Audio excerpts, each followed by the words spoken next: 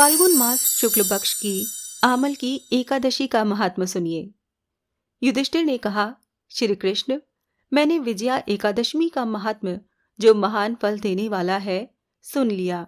अब फाल्गुन शुक्ल पक्ष की एकादशी का नाम और महात्म्य बताने की कृपा कीजिए।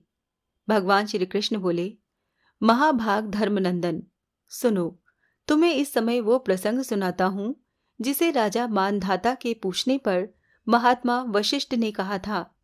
फाल्गुन शुक्ल पक्ष की एकादशी का नाम आमल की है। इसका पवित्र व्रत विष्णु लोक की प्राप्ति कराने वाला है। मानधाता ने पूछा, द्विजश्रेष्ठ, ये आमल की कब उत्पन्न हुई, मुझे बताइए। वशिष्ठ जी ने कहा, महाभाग, सुनो, पृथ्वी पर आमल की उत्पत्ति किस प्रकार हुई, ये बताता हूं। आमल की महान वृक्ष है, जो सब पापों का नाश करने वाला है। भगवान विष्णु के थूकने पर उनके मुख से चंद्रमा के समान कांतिमान एक बिंदु प्रकट हुआ। वो बिंदु पृथ्वी पर गिरा। उसी से आंवले का महान वृक्ष उत्पन्न हुआ। ये सभी वृक्षों का आदिभूत कहलाता है।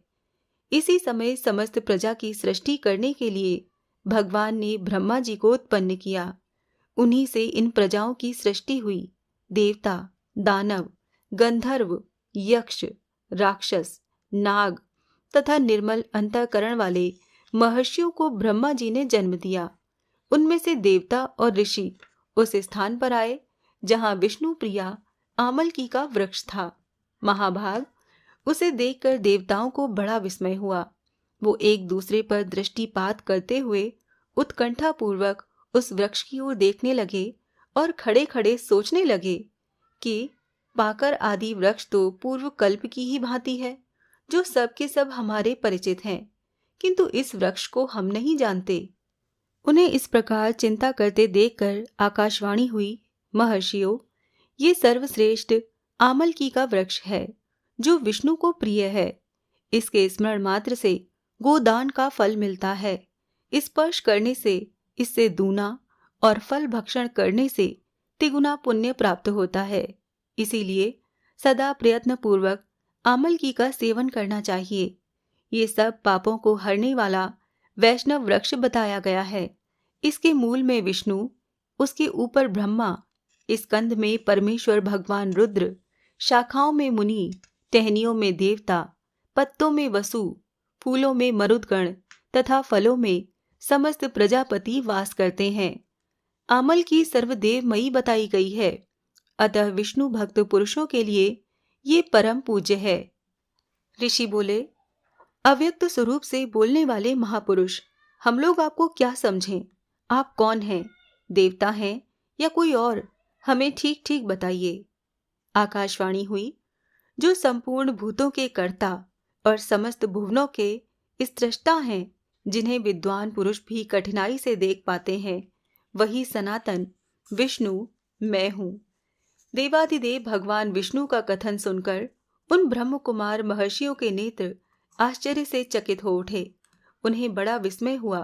वो आदि अंत रहित भगवान की स्तुति करने लगे। ऋषि बोले, संपूर्ण भूतों के आत्मभूत आत्मा एवं परमात्मा को नमस्कार है। अपनी महिमा से कभी च्युत न होने वाले अच्युत को नित्य प्रणाम है। अंत रहित परमेश्वर को बारंबार प्रणाम है। दामोदर, कवि और यज्ञेश्वर को नमस्कार है। मायापते, आपको प्रणाम है। आप विश्व के स्वामी हैं, आपको नमस्कार है। ऋषियों के इस प्रकार स्तुति करने पर भगवान श्री हरि संतुष्ट हुए और बोले, महर्षियों, तुम्हें कौन सा अभीष्ट वरदान दूं? ऋषि बोले, भगवन, यदि आप संतुष्ट हैं तो हम लोगों के हित के लिए कोई ऐसा व्रत बतलाइए जो स्वर्ग और मोक्ष रूपी फल प्रदान करने वाला हो। श्री विष्णु बोले, महर्षियों, फाल्गुन शुक्ल पक्ष में यदि पुण्य नक्षत्र से युक्त द्वादशी हो तो वो महान पुण्य देने वाली और बड़े बड़े पातकों का नाश करने वाली होती है। द्विजवरों, उसमें जो विशेष कर्तव्य हैं उसको सुनो। आमल की एकादशी में आंवले के वृक्ष के पास जाकर वहां रात्रि में जागरण करना चाहिए। इससे मनुष्य सब पापों से छूट जाता है और सहस्र गोदानों का फल प्राप्त करता है।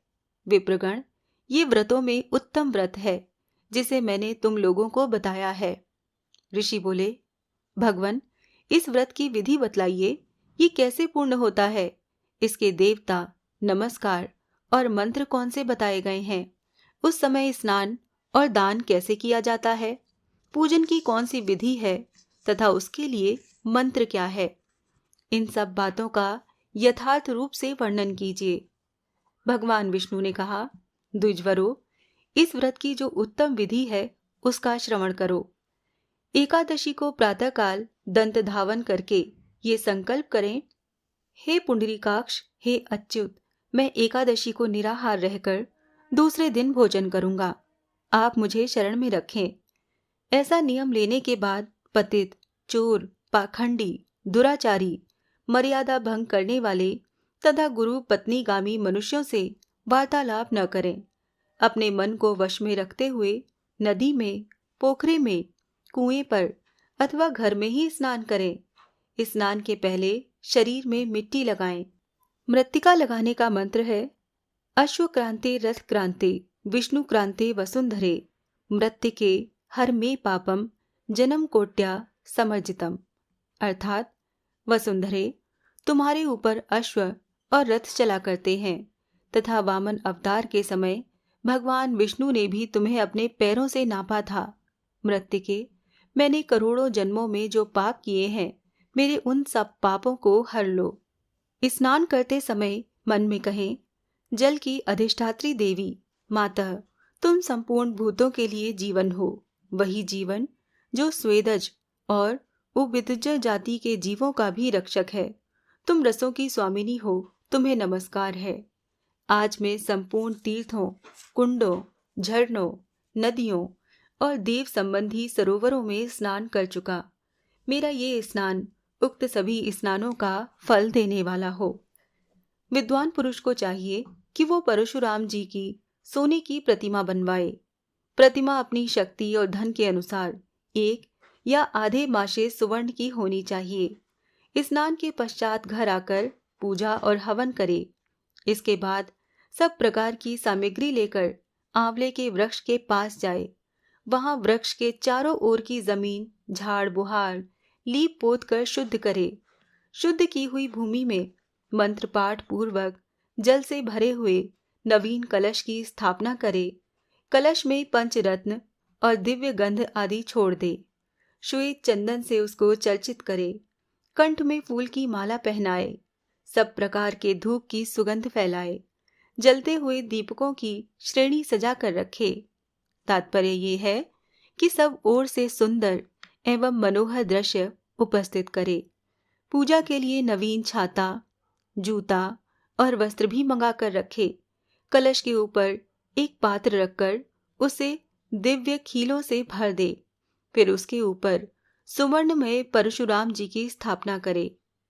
विशोकाय नमः कहकर उनके चरणों की, विश्वरूपिणे नमः से उनके घुटनों की, उग्राय नमः से जांघों की, दामोदराय नमः से कटी भाग की, पद्मनाभाय नमः से उदर की, श्री वत्सधारिणे नमः से वक्ष स्थल की, चक्रिणे नमः से बाईं बाह की, गदिने नमः से दाहिनी बाह की, बैकुंठाय नमः से कंठ की, यज्ञ मुखाय नमः से मुख की, विशोक निधे नमः से नासिका की, वासुदेवाय नमः से नेत्रों की, वामनाय नमः से ललाट की, सर्वात्मने नमः से संपूर्ण अंगों तथा मस्तक की पूजा करे।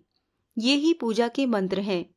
भक्ति युक्त चित्त से शुद्ध फल के द्वारा देवादिदेव परशुराम जी को अर्घ प्रदान करें। अर्घ का मंत्र है, नमस्ते देव देवेश जामदगन्य नमस्तुते ग्रहणार्घमिमं दत्तमा मलक्या युतम हरे। अर्थात, देव देवेश्वर जमदग्नि नंदन श्री विष्णु स्वरूप परशुराम जी, आपको नमस्कार है। आंवले के फल के साथ दिया हुआ मेरा ये अर्घ ग्रहण कीजिए। उसके बाद भक्ति युक्त चित्त से जागरण करें। नृत्य, संगीत, वाद्य, धार्मिक उपाख्यान तथा श्री विष्णु संबंधिनी कथा वार्ता आदि के द्वारा वो रात्रि व्यतीत करें। उसके बाद भगवान विष्णु के नाम ले लेकर आमल की वृक्ष की परिक्रमा 108 या 28 बार करें। फिर सवेरा होने पर श्री हरि की आरती करें। ब्राह्मण की पूजा करके वहां की सब सामग्री उसे निवेदन कर दें। परशुराम जी का कलश, 2 वस्त्र, जूता आदि सभी वस्तुएं दान कर दें और ये भावना करें कि परशुराम जी के स्वरूप में भगवान विष्णु मुझ पर प्रसन्न हो। तत्पश्चात आमल की का स्पर्श करके उसकी प्रदक्षिणा करें और स्नान करने के बाद विधि पूर्वक ब्राह्मणों को भोजन कराएं। तदंतर कुटुंबियों के साथ बैठकर स्वयं भी भोजन करें। ऐसा करने से जो पुण्य होता है वो सब बतलाता हूँ, सुनो।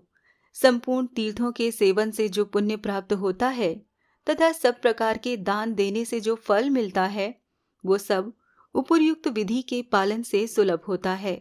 समस्त यज्ञों की अपेक्षा भी अधिक फल मिलता है, इसमें तनिक भी संदेह नहीं है। ये व्रत सब व्रतों में उत्तम है, जिसका मैंने तुमसे पूरा पूरा वर्णन किया है। वशिष्ठ जी कहते हैं, महाराज, इतना कहकर देव देवेश्वर भगवान विष्णु वहीं अंतर ध्यान हो गए। तत्पश्चात उन समस्त महर्षियों ने उक्त व्रत का पूर्ण रूप से पालन किया। नृपश्रेष्ठ, इसी प्रकार तुम्हें भी इस व्रत का अनुष्ठान करना चाहिए। भगवान श्री कृष्ण कहते हैं, युधिष्ठिर, ये दुर्धर्ष व्रत मनुष्य को सब पापों से मुक्त करने वाला है।